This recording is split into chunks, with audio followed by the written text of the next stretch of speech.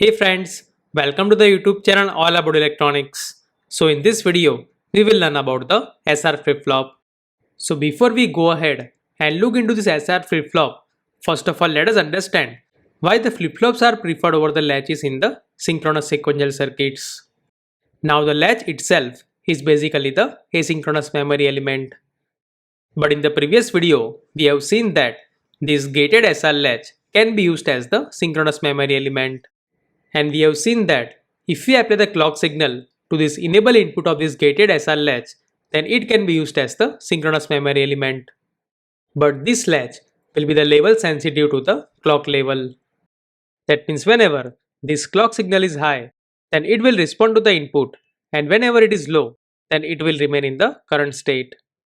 So during this on time of the clock, if the signal level changes multiple times, then this gated latch will respond to that change immediately. And in fact, in the previous video, we have already seen that with the help of the timing diagram. That means if we use this gated latch in the sequential circuits, then it may not give the reliable output. So let us understand it with the help of one example. So let's say this gated SR latch is used as a memory element in one sequential circuit. So here, the output of this combinational circuit is connected to the S input, while using the NOT gate, the same output is given to the R input. And as you can see, the output of the latch is given as the one of the input to the combinational circuit. So for simplicity, let's say this combinational circuit is simply one XOR gate. So now whenever this clock pulse is high, then this latch will respond to the inputs. And whenever it becomes low, then the latch will remain in the current state. So let's say now this input to the XOR gate becomes 1. And currently, let's say the output of this XOR gate is equal to 0. So now whenever this clock signal becomes high, then currently this S is equal to 0 while the R input to the SR latch is equal to 1. And since S is 0 and R is 1, so the output of the SR latch will become 0. And the same output will also appear as the second input to the XOR gate. So now if you see, then the one input to the XOR gate is equal to 1 while the second input is equal to 0, and therefore its output will become 1. That means whenever we apply the clock signal to this circuit, then this should be the output of this sequential circuit. And unless and until this input changes, this output should not change until the next clock pulse. But in this case if you see, the latch is basically the level sensitive, and it will respond to the input whenever this clock signal is high. So here, let's say the frequency of the clock signal is equal to 1 MHz and its duty cycle is equal to 50%. That means with the 50% duty cycle, the on time of this clock would be equal to 0.5 microsecond, or in other words, that would be equal to 500 nanosecond. Now if you see the typical delay of the logic gates as well as the SR latch, then it will be in the nanoseconds. That means as soon as we apply the clock signal, then in the few nanoseconds, we will get the desired output of the sequential circuit. While if you see the on time of the clock, then that is equal to 500 nanosecond. That means even after the generation of this output, since the clock signal is still on, so this latch will respond to the input level changes. So now this S will be equal to 1 while this R will be equal to 0. And since the clock is still on, so this latch will respond to these new inputs. That means now the output of the latch will become 1 because this S is 1 and R is 0. And the same 1 will also appear at the input of the XOR gate. That means now if you see, then the both inputs of this XOR gate is equal to 1, and therefore its output will become 0. So once again, this output will get generated only in the few nanoseconds. And since the clock signal is still on, so this latch will also respond to these new inputs. That means now if you see, then the S is equal to 0 and the R is equal to 1. That means once again, this latch will get reset, and therefore its output will become 0. And the same 0 will also appear at the input of the XOR gate. So now if you see, then the one of the input of the XOR gate is equal to 1 while the second input is equal to 0, and therefore its output will become 1. So as you can see, during the on time of the clock, the output of the sequential circuit is changing continuously. Because during the on time of the clock, this gated latch is responding to the any change in the inputs. And you can also verify the same thing using the simulations. So in the description of the video, I have already attached the link for the same circuit. So you can run the simulation and check the result by yourself. So that is the issue with this latches. So because of this reason, the latch is not preferred in the sequential circuits. But instead of latch, if you use the flip-flop, then this issue will not occur. Because the flip-flop responds to the input only at the clock transitions. And that is why the flip-flop is preferred over the gated latches in the synchronous sequential circuits.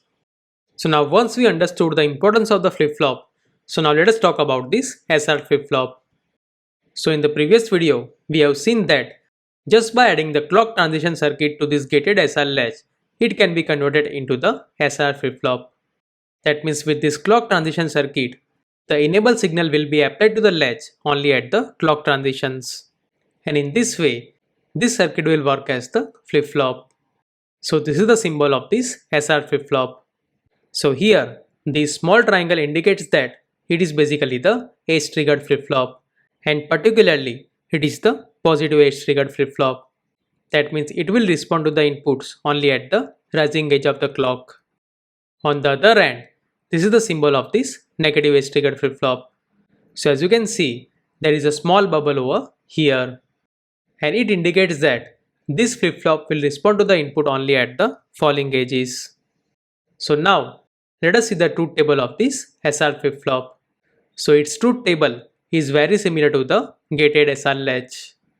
So basically, it responds to the input only at the clock transition, and in the remaining time, it will hold the present state. So this is the truth table of this positive edge triggered flip-flop. So whenever there is a no clock transition, then irrespective of the value of S and R, this flip-flop will hold the present state. So if the present state is 0, then the next state will also remain 0.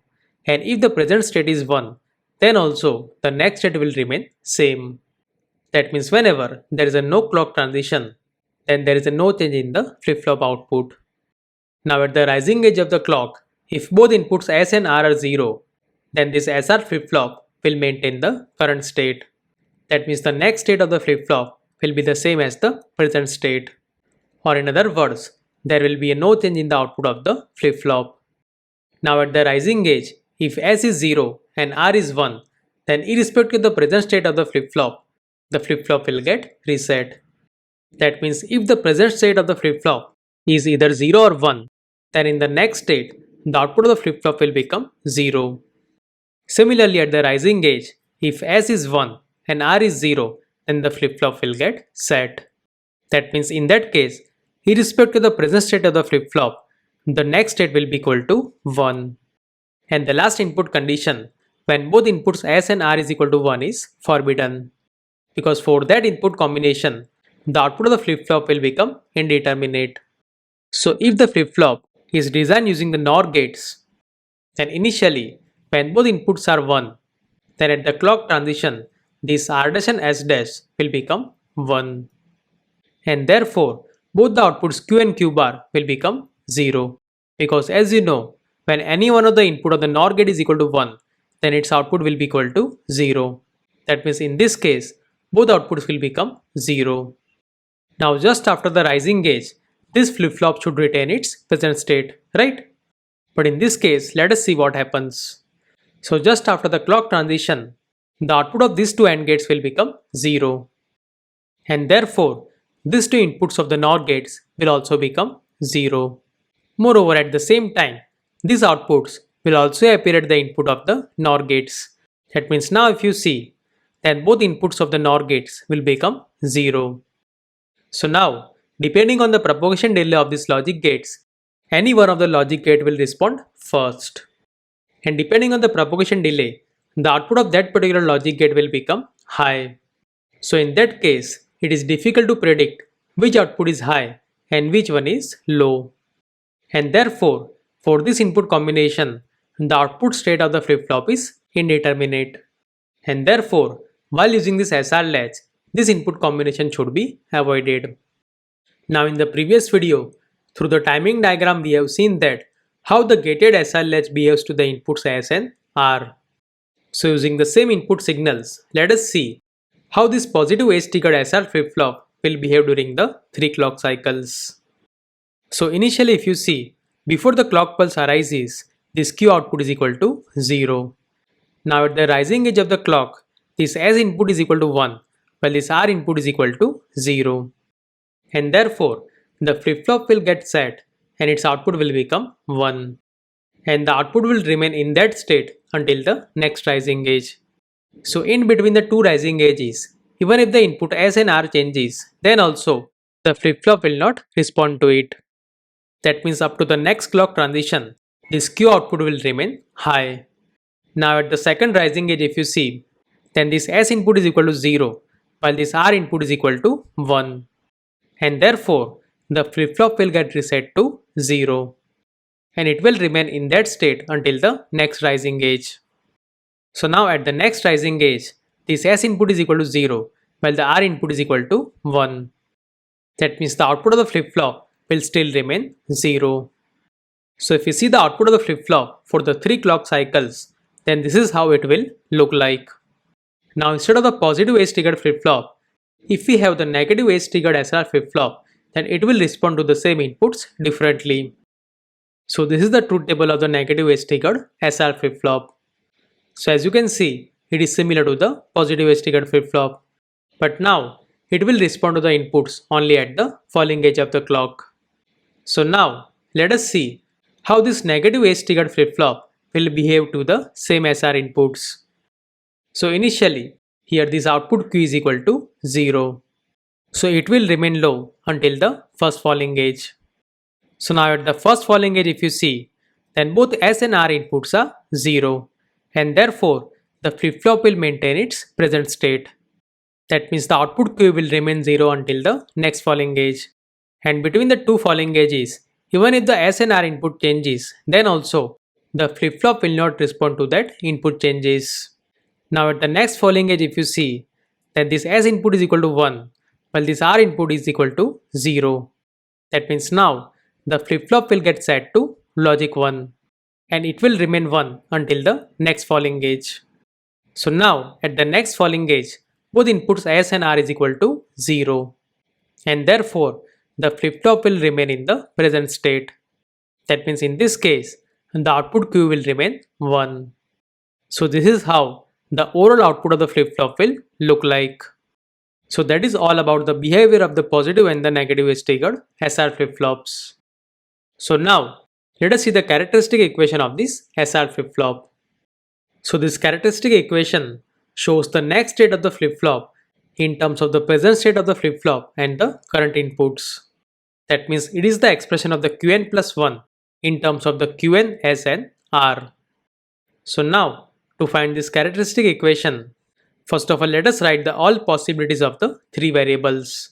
That is the all possibilities of the variables Qn, S and R. So when both S and R inputs are 0, then the next state of the flip-flop will be the same as the present state. So if Qn is 0, then the Qn plus 1 will also remain 0. And if this Qn is 1, then this Qn plus 1 will also remain 1. Now when this S is 0 and R is 1, then irrespective of the present state of the flip-flop, the next state will be equal to 0. That means even if Qn is either 0 or 1, then also in the next state, this Qn plus 1 is equal to 0. Similarly, when this S is 1 and R is 0, then irrespective of the present state of the flip-flop, the next state will be equal to 1. And lastly, when both inputs S and R is equal to 1, then the next state of the flip-flop is indeterminate. So when both inputs S and R is equal to 1, then irrespective of the value of Qn, we cannot predict the next state. So here, it is represented by the symbol X. So this is how the overall table will look like. So as you can see, this output Qn plus 1 is 1 for the 3 different input combinations. And the 2 input combinations are the don't care terms. So now, using the K map, we can simplify it and we can find the simplified expression of this Qn plus 1 in terms of the Qn, S and R. So first of all, in the K map, let us write all the minterms for which this Qn plus 1 output is high. So if you see this table, then this output is equal to 1 for the three different minterms. So this 100 corresponds to minterm M4, while this 010 corresponds to minterm M2. And likewise, this 110 corresponds to minterm M6. So first of all, let us mark these three minterms as 1 in the K map. Apart from that, these two terms are the don't care terms. So here, this minterm M3 and M7 are the don't care terms. So let us also mark them in the K map. So now once we have marked all the minterms in the K map, so let us try to simplify it. So here, using these two don't care terms, we can make the group of these four minterms. That is the minterm M2, M3, M6 and M7. And now, this remaining minterm can be covered by making the group of these two ones. That is the minterm M4 and M6. So here, in this group of 4, the only variable s is not changing. And here, the value of this variable s is equal to 1. That means this group corresponds to the term s. Likewise, in the second group, the variable qn and r is not changing. So here, the value of qn is equal to 1, while the value of variable r is equal to 0. Therefore, this group corresponds to the term r dash qn. That means overall, if we see the output, then this qn plus 1 is equal to s plus this r dash times qn. So this is the characteristic equation of this SR flip-flop.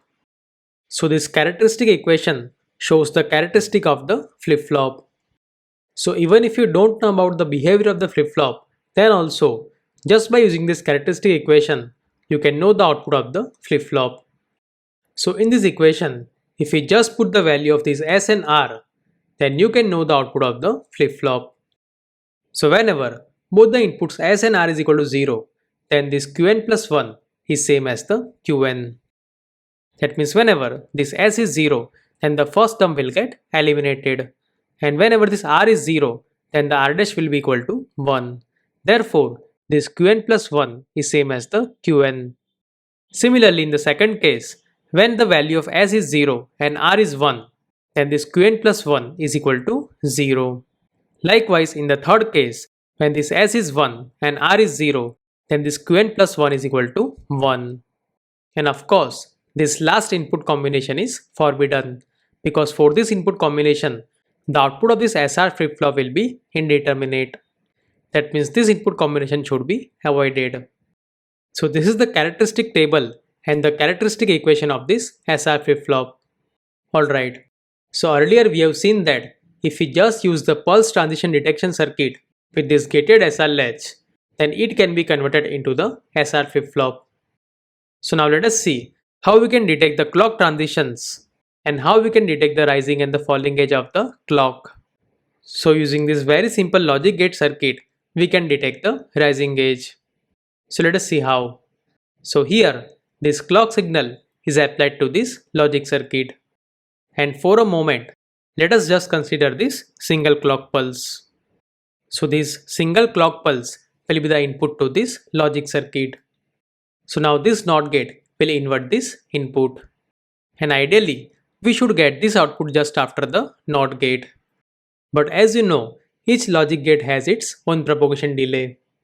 And therefore, this output will get delayed by the propagation delay of the NOT gate. So typically, the propagation delay of the logic gates is in the nanoseconds. That means the output of this NOT gate will get delayed by few nanoseconds. So now, these two pulses will be the input of the AND gate. So as you know, the output of the AND gate is 1 when both inputs are high. So in this case, both inputs are high only during this time. And therefore, the output of the AND gate will become high only during this time. Now actually, the AND gate also has its own propagation delay. And therefore, this pulse will slightly get delayed by few nanoseconds. So as you can see, using this circuit, we will get the pulse of few nanoseconds at the rising edge of the clock. And in this way, we can detect the rising edge. Similarly, using this second circuit, we can detect the falling edge. So here, this clock pulse is one of the input to the NOR gate. Now through this NOT gate, this output will get inverted. So here once again, because of the propagation delay of the NOT gate, the output of the NOT gate will get delayed by few nanoseconds. And now, these two inputs will be applied to the NOR gate. So as you know, the output of the NOR gate is 1 when both inputs are 0. So in this case, both inputs are low only during this time. And therefore, the output of the NOR gate will become high only during this time. Now ideally, this is how the output of the NOR gate should look like. But actually, because of the propagation delay of the NOR gate, it will also slightly get delayed. And as you can see, the duration of this pulse is much smaller than the on time of the clock pulse. And here, just for the illustration purpose, this pulse is shown little bigger. But actually, this pulse is very narrow pulse. So in this way, using this circuit, we can detect the falling edge of the clock pulse. And the output of these circuits can be connected to the enable input of the gated SR latch.